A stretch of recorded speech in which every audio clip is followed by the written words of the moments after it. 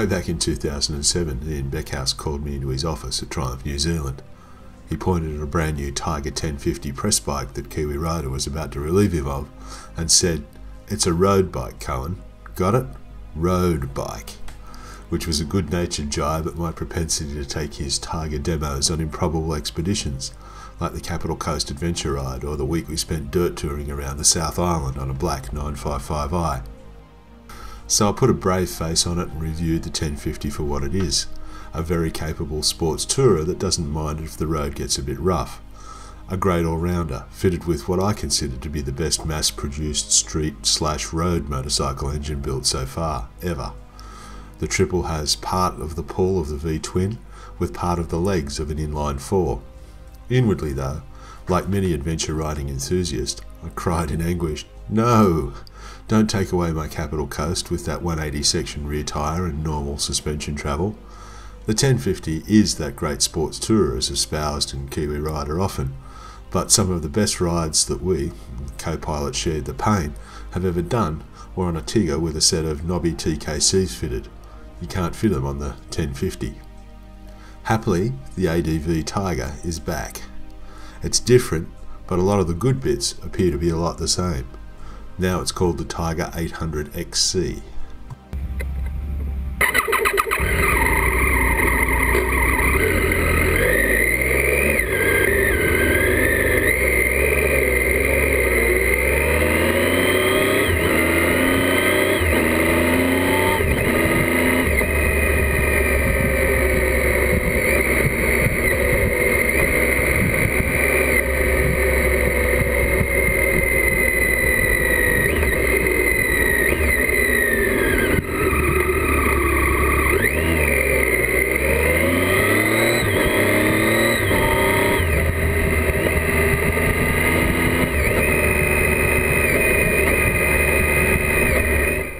Triumph has also made a smaller, road-oriented little brother to the 1050 out of the same machine, into the Tiger 800.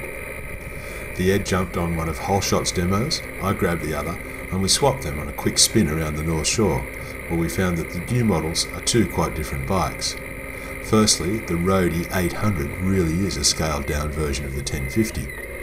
Triumph claimed maximum power of 94 brake horsepower, 70 kilowatts at 9,300 RPM, maximum torque of 79 Newton meters, 58 foot-pounds at 7,850 RPM, and specify a wet weight of 210 kilograms for the new machine.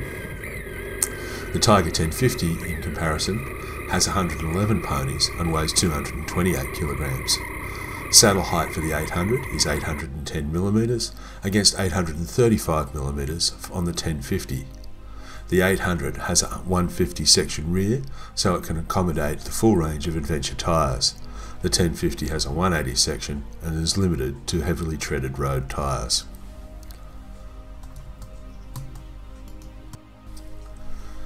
But then, if adventure riding is the goal, then the 800 XC could just as easily be a, only slightly, smaller brother to the last 955i.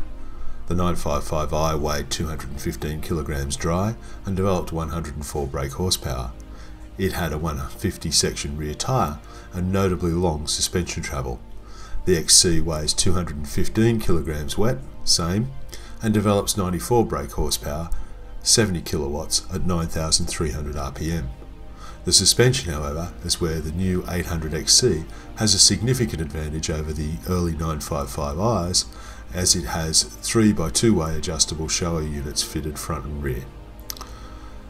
It was hard to say on our quick spin if the trellis frame for the XC is superior to the tubular steel cradle of the previous Tigers, but it certainly chucked around very nicely on our short run. The XC did turn slightly slower than the 800, as fitted with a 21-inch wire front wheel, as opposed to the 19-inch mag wheels of the road version. But the manners appear to be first-rate all round. So too do the brakes of both units, and the twin 308mm floating discs with 4-pot Nissan calipers up front pulled them up very tidily. To look at, both bikes are about function, and there's not much concession to the aesthetics in their appearance. They aren't Augustas to look at, but that doesn't really matter if the machines function well, which they do.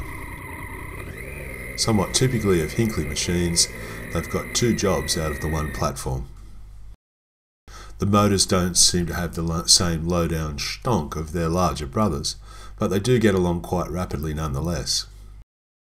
Their bodywork is smaller than previous editions, although it still features the wide combined tank and airbox, but the screen and fairing are now independent units and will allow for a variety of screen options. The 800 seems to be an excellent all-roads machine. Good dirt capable with its Scorpion trail rubber and excellent all-round NZ touring rig. The Ed's only raised eyebrow about the XC was that he thought that the first gear might be a bit too tall for the ADV Hardcore, but overall we were both very impressed. He preferred the 800 as a better fit, whereas I was right at home on the XC. Like previous Tigers, they have adjustable seat heights and offer a low saddle option. Triumph appear to have done very well with both these new machines. Their first really new models in the post-GFC era are pretty impressive efforts. These demo bikes are available at Holeshot Barry's Point or contact your local Triumph dealer for a spin. They're very tasty. The publisher says we're taking some demo units on an upcoming adventure ride for a full and proper test. I can see the look on Ian's face now.